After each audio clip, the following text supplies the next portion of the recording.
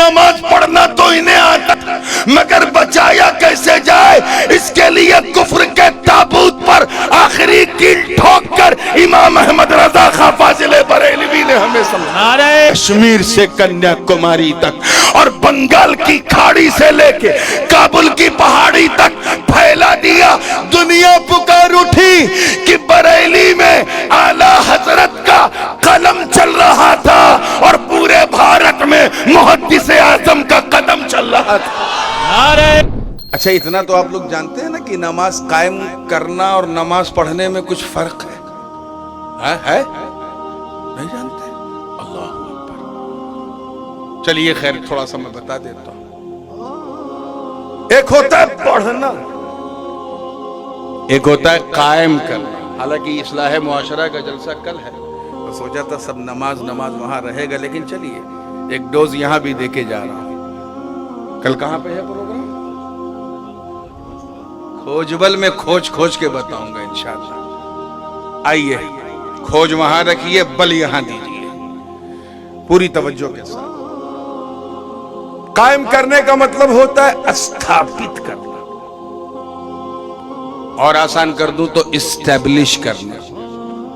اللہ پاک فرما رہا ہے نماز قائم کرو، مطلب اپنی نماز کو استھاپت کرو۔ Establish your 5 times prayer۔ اس کو یوں بھی سمجھ سکتے ہیں کہ سیٹ بننا سب کا سپنا ہے، اور ہمارے اس چھیتر کے لوگ تو سیٹ بننے کے لیے اپنا وطن چھوڑ دیتے ہیں۔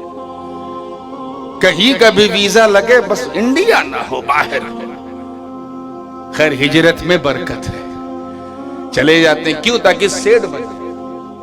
لیکن اچھی طرح معلوم ہے کہ سیٹ بننے کے لیے 2 چیزیں ضروری ہیں۔ ایک پیسہ کمانا ضروری ہے، کیا؟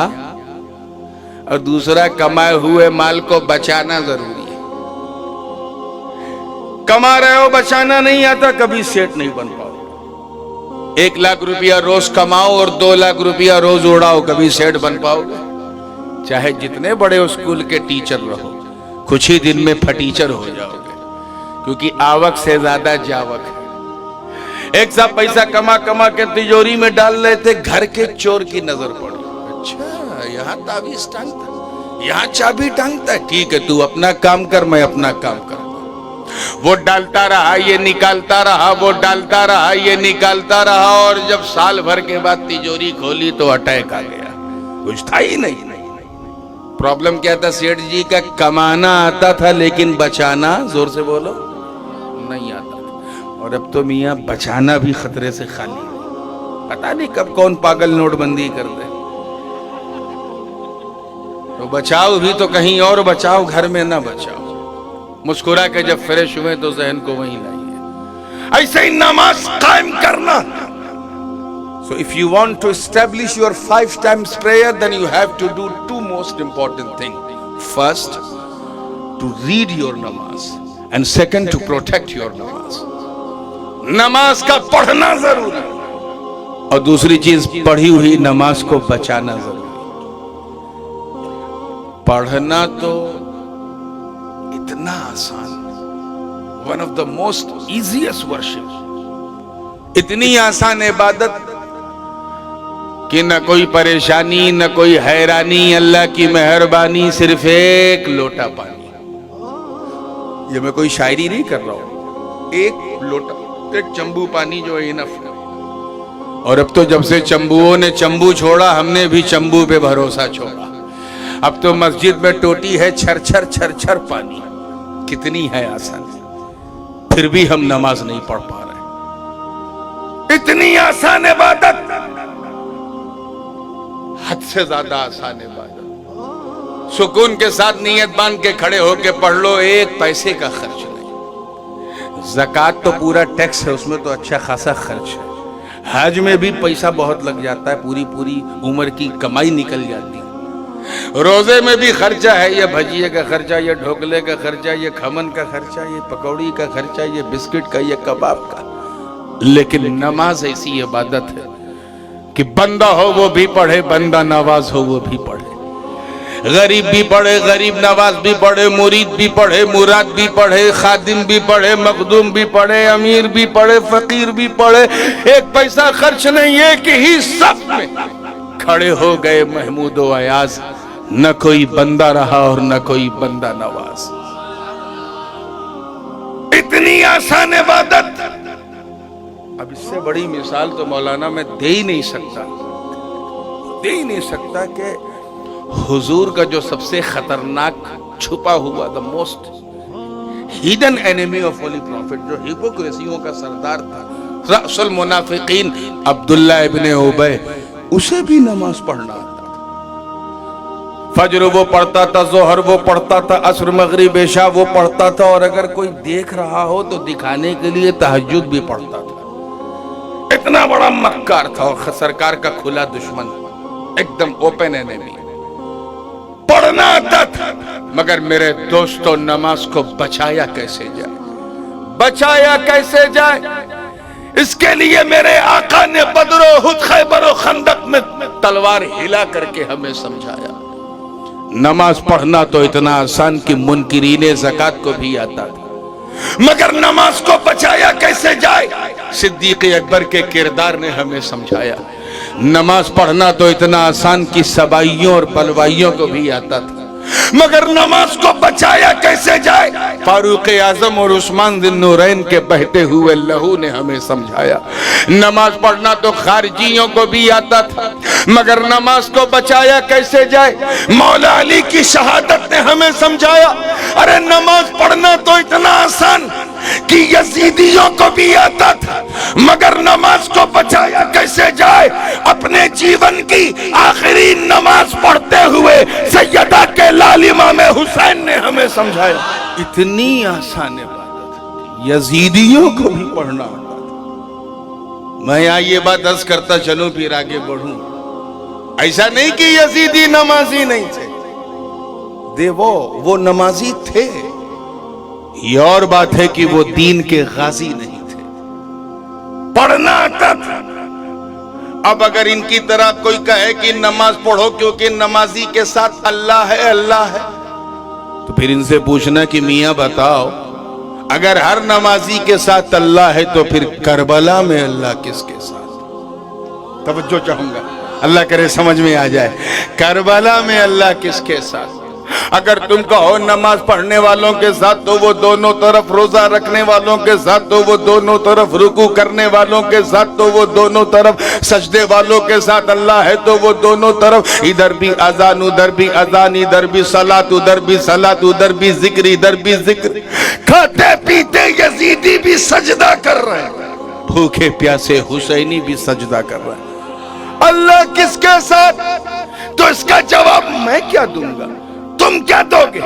اور قرآن کی اسی آیت سے پوچھیں تو فیصلہ آیا، سن ان اللہ مع الصابرین، اے بندے یہ کیوں دیکھ رہا ہے کہ کربلا میں اللہ کس کے ساتھ؟ ارے یہ دیکھ کہ کربلا میں صبر کس کے ساتھ؟ سن، صبر حسین کے ساتھ، حسین اپنے خدا کے ساتھ۔ نعرہ تکبیر، نعرہ رسالت، سید الشہداء۔ نماز پڑھنا اتنا آسان کہ خارجیوں کو بھی آتا تھا، رافضیوں کو بھی آتا تھا، نیچریوں کو بھی آتا تھا، فلسفیوں کو بھی آتا تھا، مامونیوں کو بھی آتا تھا، قدریوں کو بھی آتا تھا، جبریوں کو بھی آتا تھا، جہمیوں کو بھی آتا تھا، ملحدوں کو بھی آتا تھا، لیکن نماز کو بچایا کیسے جائے؟ اس کے لیے غوث اعظم نے گیلان چھوڑ دیا اور بغداد کو اپنا مدینہ بنا لیا۔ بچایا کیسے جائے؟ اس کے لیے غریب نواز نے سنجر کو چھوڑ کر اجمیر کے پنجر کو اپنا سنجر بنا لیا۔ بچایا کیسے جائے؟ اس کے لیے مخدوم اشرف جہانگیر سمنانی نے راج پاٹ کو تیاگ کر کے، سمنا کے سلطنت کو لات مار کے کہ چھوچے کو اپنا سمنان بنا لیا۔ پڑھنا تو اتنا آسان کہ انہیں بھی آتا ہے۔ اب میں ان کا نام لے کے بلا وجہ اپنے منہ کا وضو کیوں خراب کروں؟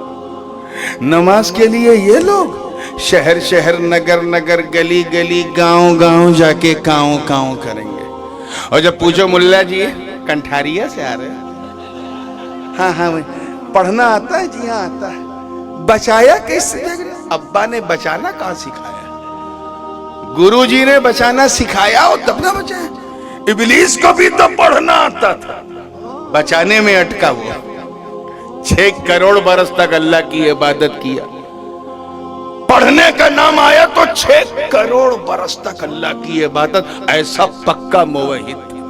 لیکن جب کہا گیا آدم کا سجدہ تعظیمی بجا لاؤ تو اکڑ گیا.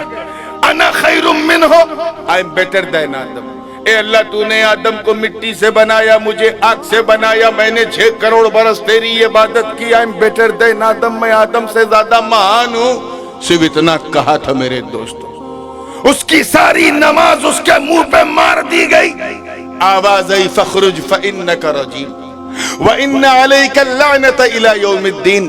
نکل جنت سے، تو جہنمی ہے اور قیامت تک تجھ پر لعنتیں برستی رہیں گی. نماز منہ پہ مار دی. کیوں؟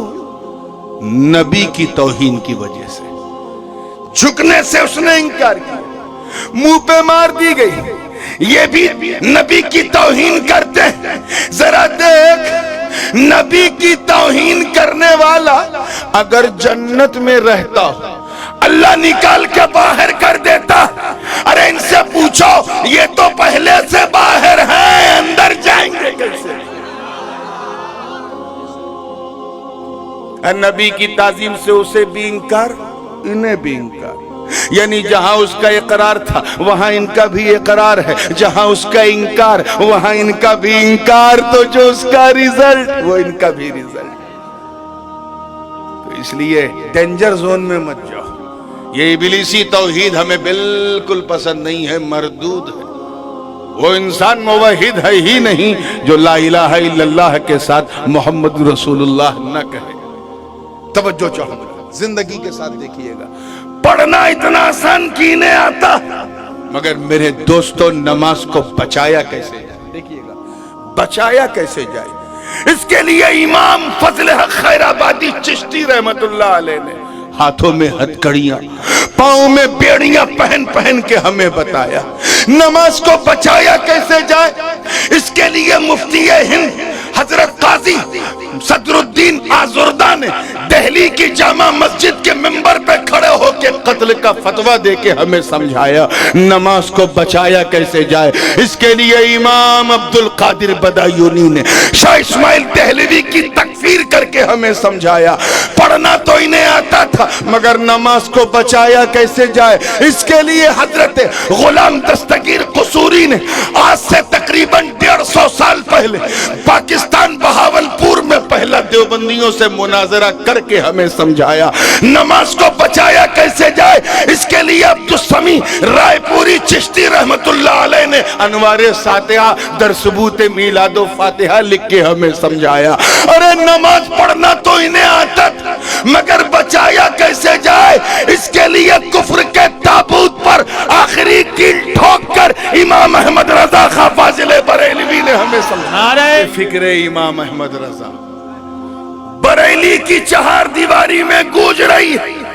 اعلیٰ حضرت نے تو زندگی میں صرف 7-8 سفر کیے تھے. آخر اس فکر کو جو امام عبد القادر بدایونی کی، جو امام فضل حق خیر آبادی کی امانت مفتی صدر الدین آزردہ کی خدمت کا نتیجہ تھی، وہ فکر رضا جو بریلی میں گھوم رہی تھی، بڑا ضروری تھا کہ اس فکر کو پورا بھارت جان جائے. بنگالی بھی جان جائے، پنجابی بھی جان جائے، اڑیا بولنے والا، تیلگو بولنے والا، ملیالم بولنے والا، کنڑا بولنے والا بھی جان جائے، مراٹھی بولنے والا، گجراتی بولنے والا، کاٹھیاواڑی بولنے والا، کچھی بولنے والا، سندھی بولنے والا، بلوچی بولنے والا، پشتو بولنے والا. اس کو ہندی بھی جان جائے، سندھی بھی جان جائے، گنگا جمنا کے کنارے رہنے والے بھی جان جائے. مگر کیسے؟ اس کے لیے ایک مرد آہن کو چنا گیا. امام احمد رضا کی درسگاہ کا تربیت یافتہ ایک شیر ببر چنا گیا. ایک ایسے بطلِ جلیل کو چنا گیا جس کی آنکھوں میں مصطفیٰ کا نور، جس کے جسم کے اندر علی کا خون، فاطمہ کا دودھ، غوث اعظم کا ڈی این اے، اور گلے میں غریب نواز کی ارادت کا پندہ پٹا، اور سر پہ مخدوم اشرف کا تاج سلطانی پہن کر کے وہ نکل پڑا۔ جو فکر بریلی کی حدود تک محدود تھی اسے کشمیر سے کنیا کماری تک اور بنگال کی کھاڑی سے لے کے کابل کی پہاڑی تک پھیلا دیا۔ دنیا پکار اٹھی کہ بریلی میں اعلیٰ حضرت کا قلم چل رہا تھا اور پورے بھارت میں محدث اعظم کا قدم چل رہا تھا۔ اسی فکر سید جو ہندوستان کی حدود تک محدود تھی اسے امریکہ سے لے کے آسٹریلیا تک، یورپ سے لے کے افریقہ کے جنگلوں تک، محدث اعظم کے چمن کے دو گلاب ایسا پھیلا دیا کہ ہر طرف مدنی ہاشمی رنگ چھا گیا۔ دنیا پکار اٹھی کہ ان دو بھائیوں کے قدم بڑھتے گئے، دنیا سمٹتی گئی۔ بات پہ بات نکل جائے گی تو جس موضوع پہ میں بول رہا ہوں اس پہ آئی نہیں رہا ہوں، یہ حالانکہ کل کا حصہ تھا، اصلاح معاشرہ، لیکن میں اس میں بھی اینٹی بایوٹک ڈال دیتا ہوں۔ کیا کروں، یہ بھی ہمارے ڈی این اے میں۔ آئیے مسکرا کے جب فریش ہوئے ہیں تو آگے بڑھنے سے پہلے آپ کا بھی من مچل رہا ہوگا یہ جاننے کے لیے کہ حضرت انشاءاللہ ہم نماز پڑھیں گے تو ہمیں بتائیے کہ قائم کیسے کی جاتی ہے۔ اپنے دادا کا تبرک ہمیں نہیں دیجئے گا، وہ بھی واگرا کے واسیوں کو، آس پاس کے والوں کو جو بالکل دائیں بائیں یہاں رہتے ہیں، نہیں دی کر سب کو چاہیے نا۔ بولو نماز ہوتی کیسے ہے، بچتی کیسے، جاننا چاہتے ہو نا تو دیکھنا توجہ کے ساتھ۔ پسچم کی طرح مولانا سامنے ہے نا، چلیے میں قبلہ کی طرف دیکھوں، آپ اپنے قبلہ یعنی میری طرف دیکھیں، توجہ۔ اگر میں ادھر منہ کروں اور نماز پڑھوں ہوگی ادھر، مجھے ادھر ہی منہ کرنا پڑے گا، توجہ۔